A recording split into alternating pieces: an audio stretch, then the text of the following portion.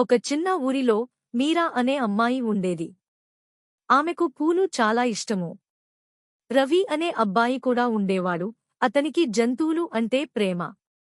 ఒకరోజు వాళ్ళిద్దరూ ఆడుకుంటూ ఉన్నప్పుడు ఒక్కసారి వూఫ్ వూఫ్ అనే మృదువైన శబ్దం వినిపించింది.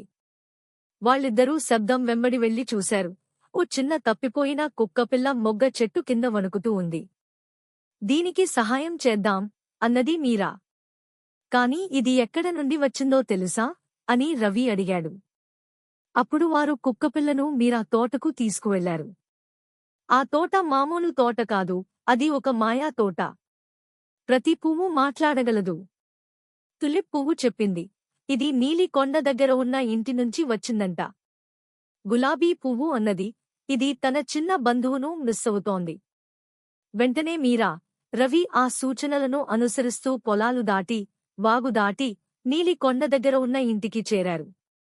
అక్కడ ఒక చిన్న బాబు బాధగా కూర్చుని ఉండగా కుక్కపిల్ల అతని వైపు పరిగెత్తింది.